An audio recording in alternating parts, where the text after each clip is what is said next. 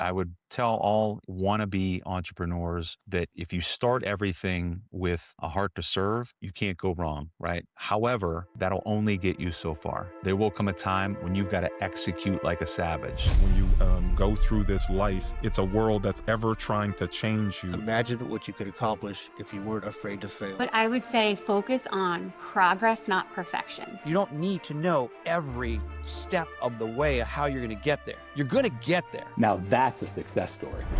Welcome, everybody, to this episode of Success Stories. I'm Steve Cross, the host, and today I have Ed Kalaher, the CEO and president of Window Depot. Ed, thanks for being on with us today. Thanks for having me, Steve. Good. And I think I nailed the name. I think I got it.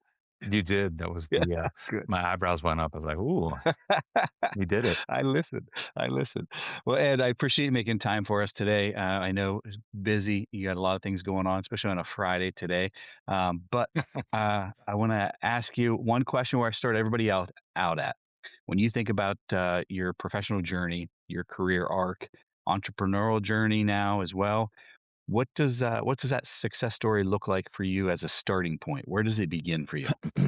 My success story, I believe, started about 4 years ago, right when we were in the heat of COVID. I started my first business in 1999, and I feel like I've been battling to get, somewhere, right? Get to that dream state, get to what you think about when you first say, I want to be a business owner. I want to do this for myself. I want to do it better. A lot of years of fighting. And the reason I say coming out of COVID is not because honestly of monetary success. It's because that was the time I finally just made a decision to stop kind of looking into the future at what I thought I was capable of or what this was supposed to be. I reflected and said, you know what? I've learned a lot. I've done some pretty good things. Um, and I'm going to own that. And from this moment forward, I'm going to finally use all these lessons that I've been trying to learn. I feel like the last 4 years, I feel like my business has been on fire, but I think it's because I turned a corner and decided to kind of harness all that. So I know that's a super long philosophical answer, and it's not related to kind of the traditional milestones that maybe you ask people about. But for me, it was a mental switch. So in that regard, I feel like that was honestly was the start of it. But I also feel like now it's just the beginning. I'm having more fun than I've ever had. Yeah. But it was really, I mean, COVID was the knockout punch. I mean, I've been through 9/11, I've been through the Great Recession. You get to that point and you just say, all right, this is the life I've chosen. I'm going to embrace Yeah. it and let's go. Like, Yeah. so again, long philosophical answer, but there you go. No, I like it. I like the mindset switch. What was the stimulus for that? Was there something physical? Was there something relational?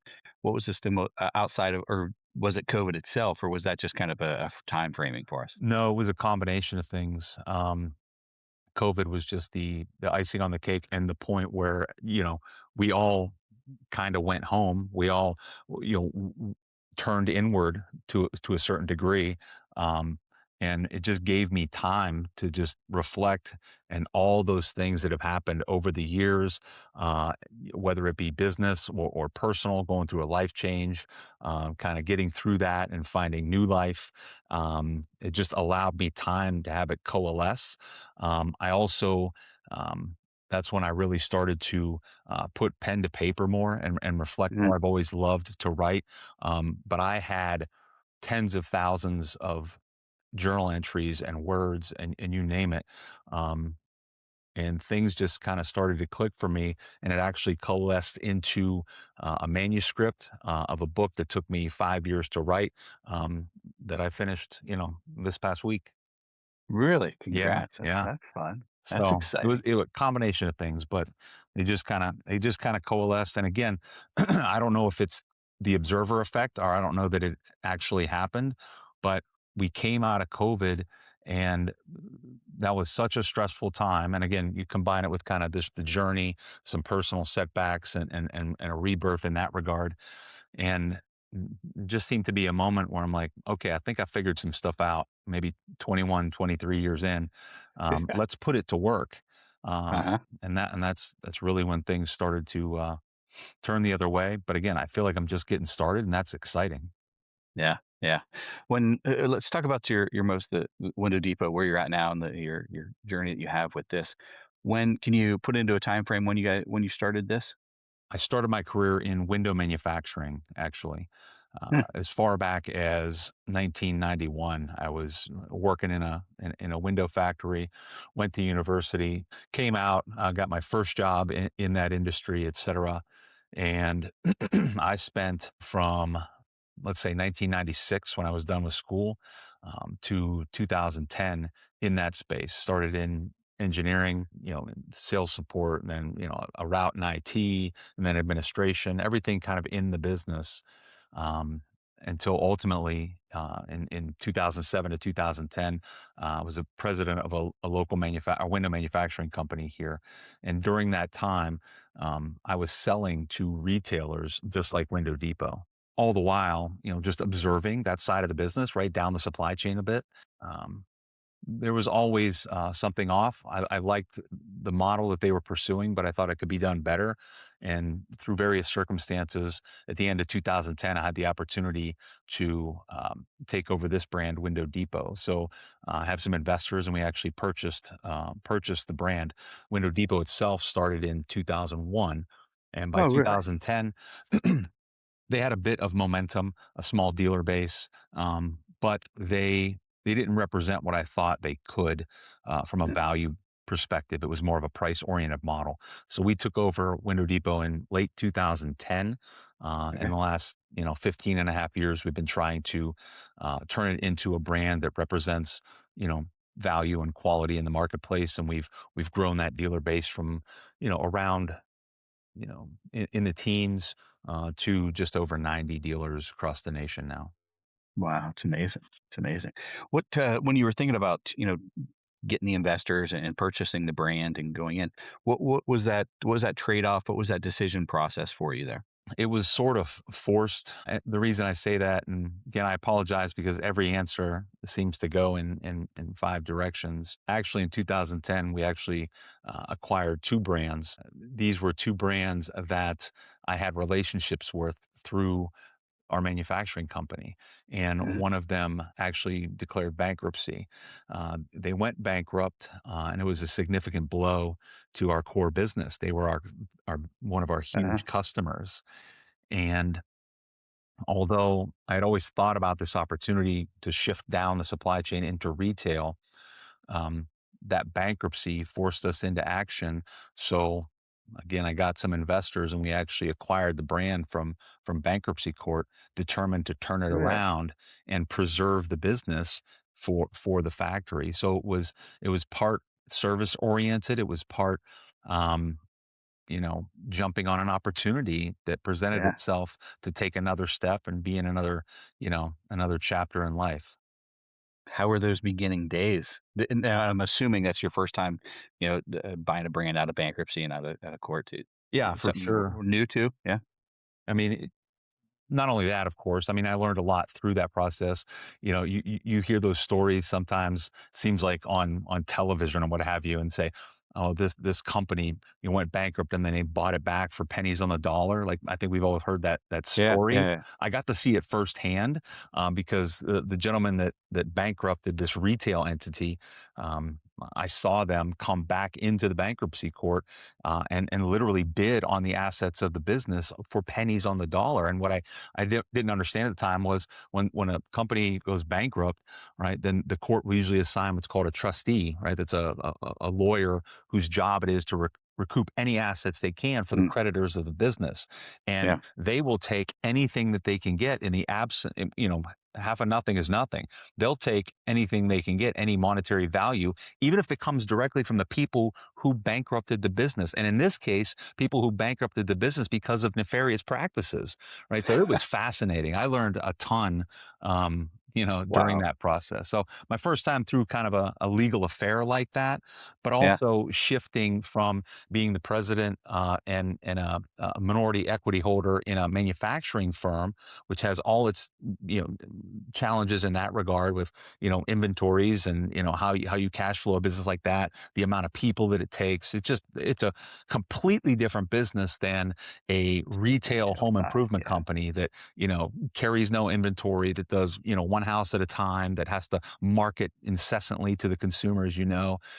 Yeah. So that was my first time stepping into the retail phase as well, and that's a completely different type of leadership that it takes, not just For from a sure. skill set standpoint, but from a personnel standpoint, from a strategy standpoint, etc.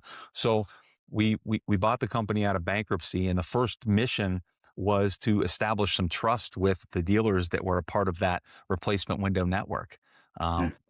Those were the first things that we had to do. We had to go out there and say, "Hey, it wasn't your fault." Imagine if you owned a Subway here in town, and Subway corporate went out of business, and they did it because frankly, because they embezzled a bunch of money. Right? That's not Steve Cross's fault. He's the proprietor of the local Subway. Right now, Yeah. you're out. Right? Like, where's my brand? What do I do now? So we wanted to step in and say, "Hey, Steve, it's not your job. It's not your fault that you know Subway went out of business. We've bought the assets. We want to prop that up. We want to turn this into something that does support you in the way that you deserve Mm. to be supported." Um, and it was a conversation by conversation thing to get them to keep buying product, to keep selling the brand, etc. And that was a big part of the first like 2 years of that business. You have a I vision bet. before that, though. This is what it could be, but until you get some people to believe in that, you can't do a thing. Yeah, yeah, because you're just telling the story then. You're trying to get them on your side and trying to get that motivation or Yeah, build that trust. momentum I mean, going, right? absolutely. Yeah.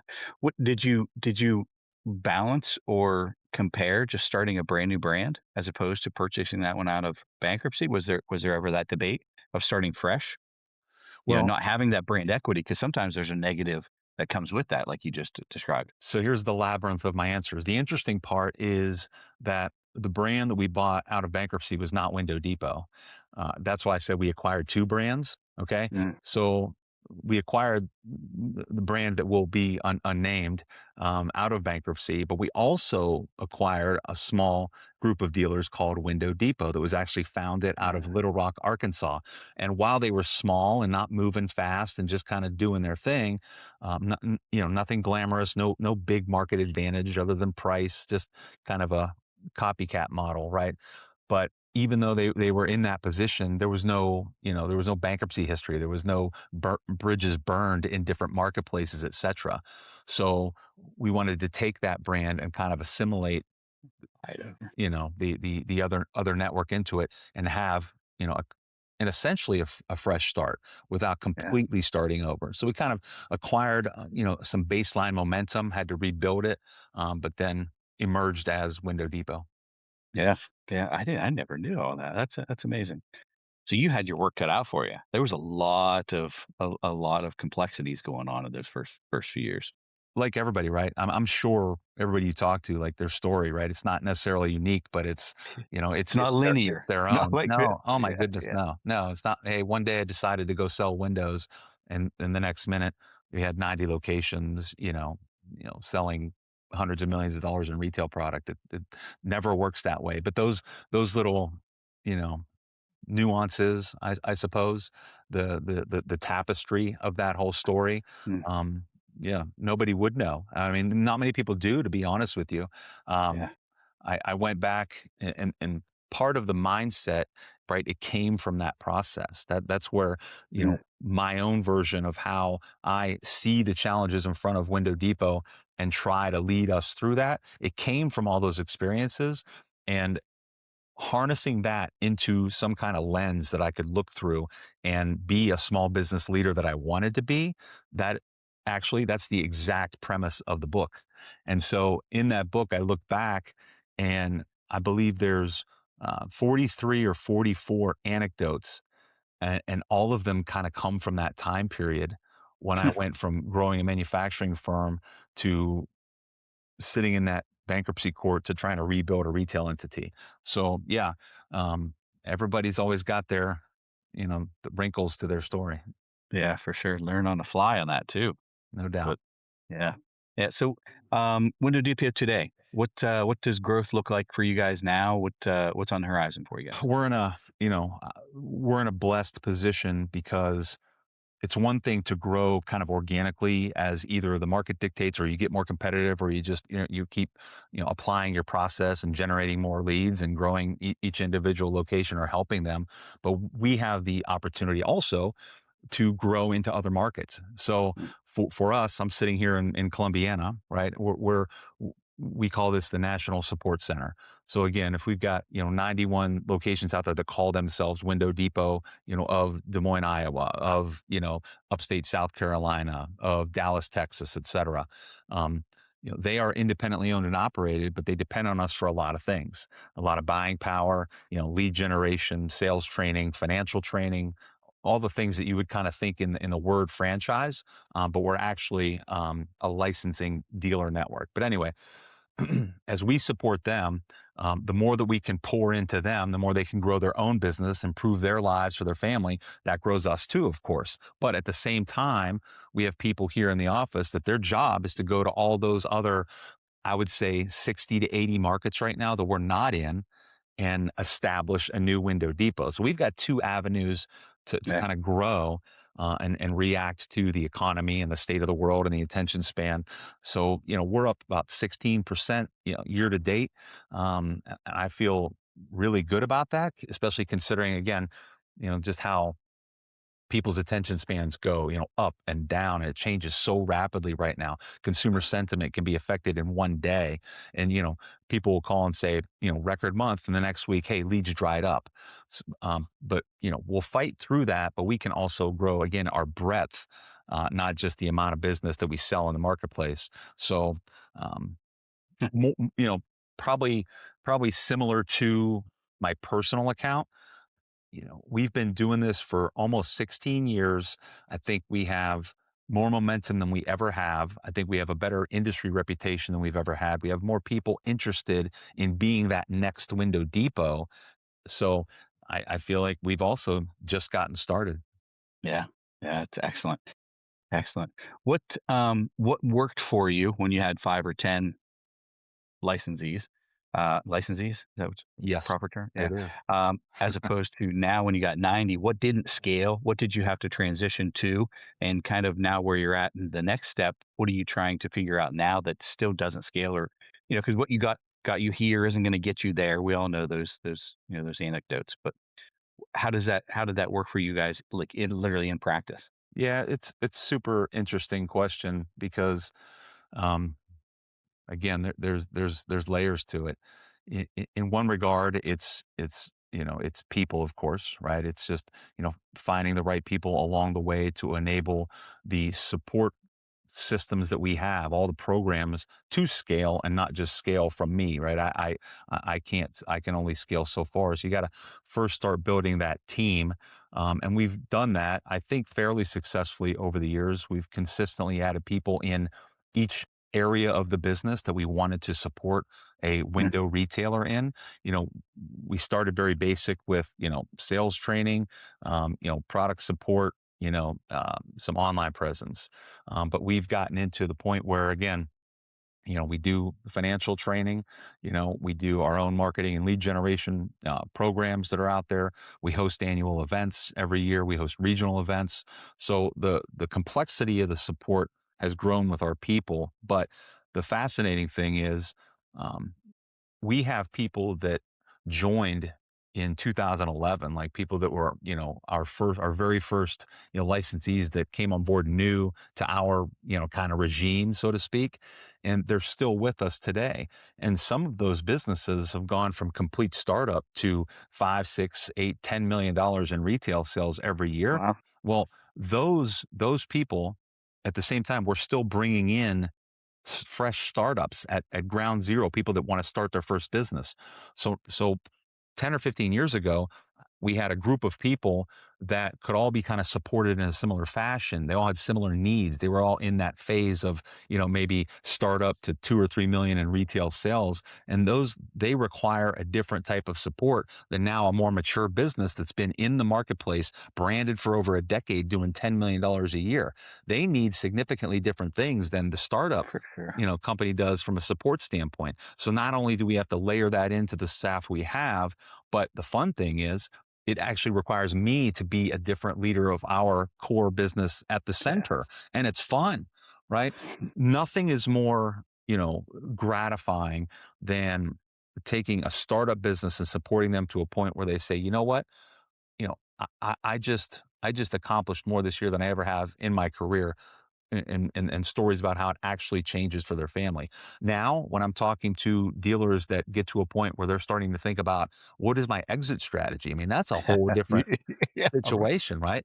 Yeah. Gratifying as well, but yeah, Yeah. yeah, Feels good. I can imagine. really interesting question, and it changed over time for sure, but in multiple ways.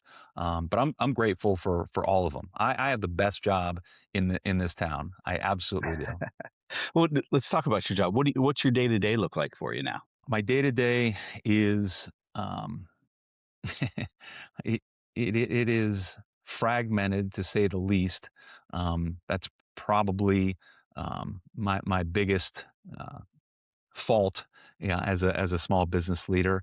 I constantly have a to do and a project list that is this deep, because we are literally supporting every aspect of that dealer's business. Not only that, but from startup to 10 million in sales or a mature business. So it's kind of 3D support, if you will. Part of the kind of snap to mindset that I talked about, after like coming out of COVID, part of that was probably the first time that I let my ego go and started to say, I have to have better people in this building. I cannot do this, all by myself. So my days today are much more flexible, and I can direct it to what actually moves the needle for the business more than I ever have. If you would have talked to me even 2, 3 years ago, it was 100 to dos, that could be checked off like little executables. Check box. Yep. So, today, what I try to focus on is, number one, touching base with everybody on the team, making sure they understand the vision, making sure they understand, that they have support if they need it, empowering them to do it so I don't have to do it, type of thing. Yeah. That's become a big part of my day. Content generation is now scheduled part of my day. That's part of why I said thank you for asking, and hopped on this, because for years it was I got too much to do. And in hindsight, I think, why wasn't I out there telling our story more? Not Yeah. only is it good for business, but in this day and age, right, it produces the content, all the things you think, well, yeah, duh. But when you're down and just doing the to-do list and not working on the business, so to speak. So between trying to, shift gears into attraction versus pursuit for new dealers out there, trying to empower people in here to do a great job and understand the mission so that I don't have to. That's becoming more of my life. Now, don't get me wrong, I still have a good bit of to-dos that sit there and they accumulate, and I'll say Yeah. yes too often, but I'm really trying to shift, over to being more strategic than tactical on a daily basis. Yeah. And that's a tough mindset to change. Oh, Difficult. it's so hard. It Yeah. is. I mean, and I'm sure most of that, I would think, is probably ego driven. Yeah. Um, And self-imposed. but it is difficult because there's nobody in the building that has been in our industry for 30 years and been at the helm of two companies, and grown from 0 to 30 million back down to 0, and then try to build it up, like, that I want to pour that perspective into everybody. But it's easier said than done.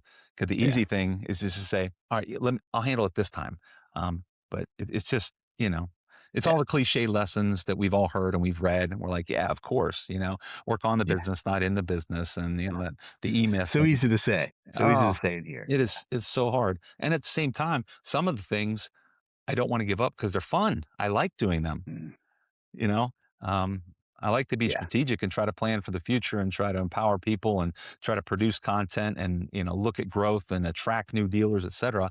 But sometimes I also like just, writing that next commercial or setting up that next piece of training material and delivering it. Or specking out a window project, somewhere in the country, Yeah. because I designed them and I was an engineer. It's fun. So I don't know where the hell we left off, but No, you're that good. You're good. I love it. I love it. that's kind of See, where my days are. That's a problem. That is a problem. what when you think back about your growth along your journey, can you pinpoint some things that you had to learn and maybe had to learn the hard way? Some things that you might not have known the answer going into, or hey, I already knew the answer, but I was ego driven. I thought I could figure it out a different way.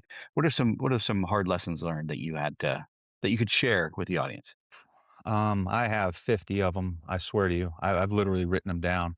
As part of my prep for writing this book. Some of them that stick out. Um, you know, Often I have uh, trusted without verification. Sadly, that's something that you always have to be Mm. mindful of, and if you do it up front, especially as an entrepreneur, right? That's kind of specifically what I'm talking about. You got to verify to make sure that that trust, everybody is well intentioned, uh, you know, in the Yeah. room. That's certainly um, one hard lesson that I've learned. Let's see here. How do you navigate that now? How do you put those guardrails on to keep yourself in check and not because I feel like entrepreneurs, we're ultimate optimists. We want to trust people because we feel like we can be trusted. So how do you keep yourself in check on You that? know what helped me is the more and more over the years I've learned to sell. So I still am very optimistic. I still am a softie. I give everybody the benefit of the doubt, whether it be a supplier or even a new partner, or certainly a budding entrepreneur that we're trying to help. I have that optimism, but I make sure that we have the safeguards put in place that I can't be taken advantage of in that way, or we Mm. can't be taken advantage of in that way. And what I mean by sales is, I sell it, right? Steve, if you're coming into our organization and I say, this is going to be a home run, we're going to set you up, you're going to be Window Depot of, Gainesville, Florida out there. This seems perfect, but I'm sure that you would understand, right? We're just getting to know each other, right? Let's make sure the paperwork is correct. Let's make sure, our expectations are aligned, and if we do that, if we agree to that, right, not only, is that kind of a verification, but if we have your buy-in and something goes wrong, right, this is black and white, right? This isn't working for us. We can kind of part ways. So I deal with it by documenting things. I deal with it by putting more effort into preparation versus just inspiration. And those are just from those hard lessons learned. But the way Yeah. I think to do it and not make it cold or stale or, Right. is you got to sell it. You got to sell it from an empathetic, standpoint. Again, any business endeavor that you and I would go into together, we may have a good rapport. We may even have a friendship. But at the end of the day, I'm sure you would understand, right? Things go wrong in the world. So, let's make Yeah. sure that we've covered the details. We set proper expectations. We've done our own due diligence. We kind of sign off on that diligence so that, no matter what happens, we've got a framework to stay friends. So, That's interesting. See, emotionally and trust wise, you're still there. You're oh, still that trusting I'm such person. a softie. But and I am too. I always say I trust everybody until they prove me wrong. But you're putting that protection behind you, right? In those guardrails for that. I 100%. like that. I We like have, that. yeah, I mean, we have new Window Depot locations that, when we meet them and we're getting to know them. We don't have a huge, franchise fee. There's not a big fee structure like normally you think of. You want to buy a Buy in. Dairy Queen, it's going to cost you $700,000, right? We don't have franchise fees like that. We have a completely different economic model. So to get the right people into our group, we really have to vet people, get to know them, and it's more of a hearts and minds, right? We have to be aligned Mhm. Mhm. philosophically and morally to do that. And we've had people come and we'll meet them, and they have this family story, and they've adopted two children, and this gentleman worked for 10 years in the field, and he's bootstrapping, he's saved up, and he wants to do the right thing, and I'm just all in on call one. And I've had, we're going to fight for you. We Yeah, are not going to let yes, you down. I'm making you successful. That's right. And I Yeah. have absolutely had situations like that turn into nightmares. Mm. And, I've had a dealer in that situation, you know, take deposits, run up a long list of people that he owed work to and completely vanish, just ghost us. And go, did the pressure get to him? Was it lack of financial expertise to manage a business, or was this who that person was? Yeah. And I just got sold on, the adoption story. So I love to be optimistic. I love to trust first, but Yeah. it is prudent to verify. It's boring, it's black and white and clinical. Yeah. But you got to do that again if you want to be an entrepreneur. Hard lesson number two. This is any business. It does not matter. I mean, you have to know your numbers. If you don't know your numbers, you will never succeed. I don't care what your mastery is of your subject matter. Um, I tell our group all the time. I have rarely, if ever, seen uh, a small remodeling business fail for lack of opportunity. It's generally because they don't have the financial acumen or discipline to run a business the right way. And hey, I mean, I didn't know that, coming out of high school. I learned that. Well, let's put it that way. Yeah. Yeah, well, I always call it's the boring side of, accounting, the bookkeeping, that type of stuff, and if you're not up to date on it, you don't know where you're at, you can't improve on it, you can't forecast, you can't see those valleys before they happen and those hits. Yeah. Yeah, for Entrepreneurs sure. don't come from that. Rarely do they come from that background. It is all assumed, and it is crazy. I mean, Small Business USA has no prerequisite to have any financial fundamental understanding before you can go and sell your goods or services. It's crazy. Yeah. Yeah. Yeah, low barrier of entry for sure. Yeah. Mhm. So, Ed, let's talk about the book. Where did it stop? Obviously, it spawned from your, I'm guessing, entrepreneurial journey, or does it go deeper than that? And what's the book? You got a name for it? Yeah, it's called The Servant and the Savage. And really it's representative of kind of two sides of a mindset that I've tried to develop over the years to help me grow this business and lead this business better. But Mm, the reason that I get so charged up about it is because remember I said kind of coming out of COVID and really, a time of deep reflection and then applying those principles afterward. All that does, fire me up. But more so, it's that as I wrote these things down, it really just occurred to me the things I'm talking about, the lessons I'm talking about learning and how I've applied them in business, they really just apply to life in general, right? I think that the same qualities that it takes to become a successful small business entrepreneur are the same qualities and principles that we should be teaching kids in school. Because show me an entrepreneur that's made it the right way, and they're probably going to have the proper amount of humility, right? But mm, they're going to have enough confidence at the same time, right? They're going to be inspirational, but at the same time, they're going to be indifferent when they have to, right? They're going to have dreams that they want to accomplish, but at the same time, they're going to have discipline to do it. So those things, they're the same in life as they are in small business. So yes, it was born of just the business journey and the need and want to put it down and get it out and reflect personally to be better personally going forward, right? I kind of wrote it for myself, but as I yeah. was doing it, it just said, this is the stuff that I want to teach my children about. Yeah. Yeah. That's where I always go back to. Anytime I'm learning something or applying something, it's how do I bring this back to my kids? how do I, because, that's the ultimate goal. I feel like the ultimate goal, I want to be a successful business owner and I want to help brands and I want to help other companies. But at the end of the day, I want to be a great model for my sons Mhm. and I want to set them up for success with all the tools and all the resources that I might not have had growing up or, as an adult. And I think I think you're nailing it with that. It's 100%, and every person that I talk to that I would describe after knowing them as successful, because that word has a lot of meanings. But Hmm. every person that I run into and I talk to that well, let's just say the successful people that I admire, they're the ones that success means, I'm walking the walk, I'm setting the example that my children can look at and find strength in and inspiration from, etc. And oh, by the way, the ones that do that, they also are pretty damn successful, from a capitalistic standpoint. Yeah, yeah, I yeah. don't think that's a coincidence.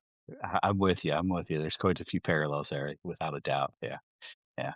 Well, Ed, where can the audience find out more about the book, about you, following along with you, or also Window Depot? The easiest thing, for the business, of course, is Window Depot USA. .com. That's our website. Tell you about our products, a little bit about the company, certainly, and you can reach out to us there, and contact me as well. I'm certainly on LinkedIn for anybody who'd love to have an entrepreneurial conversation. That would be fantastic. Um, and as far as the book goes, servantsavagebook.com is the site that is currently being spun up to get the word out about that. And I have some plans in the works that I'm hoping come to fruition from a self-publishing standpoint. Hmm. This isn't a manuscript that I'm desiring to go the traditional route. It's something that I'm trying to package as a informational product for people in such a way that anything that can be produced, any proceeds that can be produced to that, I have a couple of different, um, um, you know, uh, places that I want to put that to work. Uh, One being, I'm a Rotarian, have been for a long time, and Rotary has a program called RYLA, Rotary Youth Leadership Awards, Hmm. and it's essentially a program to try to instill leadership principles into our youth. So. And maybe you and I can put our heads together, and you can help me figure out how to parlay uh, uh, the book in a way that it can serve, Yeah. not just me, but raise some money for some good causes. Yeah. That's excellent. It's excellent. And any words of wisdom you want to impart on anybody starting out their journey, maybe jumping into entrepreneurship or just their career as a whole that we didn't already I cover? mean, I think speaking to entrepreneurs is would be my pick. Uh, I would tell all wannabe entrepreneurs um, that if you start everything with a heart to serve, you can't go wrong, right? However, right, that'll only get you so far, right? You have to absolutely lead with the heart of a servant, but there will come a time when you've got to execute like a savage. And that's kind of the theme of what it'll talk about. And I hope it's practical because I think it's practical advice. Because if you dive into those two aspects, there's where all the tactical points come from. If you're a young entrepreneur, you know, lead with the heart of a servant. What do I mean? Well, here's lesson one. It's really about empathy, right? If you think you're going to sell something, a good or service to somebody else, it's not about you. All right, brother. It is about who you are trying to bring value to. Yep. Um, so, when it comes to, a savage mindset, I'll go back to that tactical lesson. You better know your numbers. If you don't start out knowing your numbers, it will catch up to you. So I love talking to young wannabe entrepreneurs. I want to encourage them to start businesses because I think being forged in that type of fire makes you a better person. So that gets me fired up. But Yeah. as far as the first tactical lessons, I'll go with that. Number one, it is not about you, right? Have an empathetic heart. Start that way. But then you better know your numbers and you better be ready to execute. So there's four things. I love it. Love it. Thanks, Ed. I appreciate you taking time out of your busy day. I know you're extremely busy and got a lot of things going on. So I appreciate you spreading your word, telling your story a little bit to everybody else and helping people out. Audience, find Ed on LinkedIn, follow him, Window Depot. A lot of good content. I've been a follower for a while, and just admirer of your work and your journey that you've gone through. Thanks again. Thanks a lot, Ed. I Appreciate don't you. know how you're gonna edit this into a cohesive story, but thank you for having me. Uh, it was a We'll be fun good. conversation. We'll be good. Appreciate you, Ed. Thanks, everybody. Stick around. More content to come. Subscribe. Appreciate you.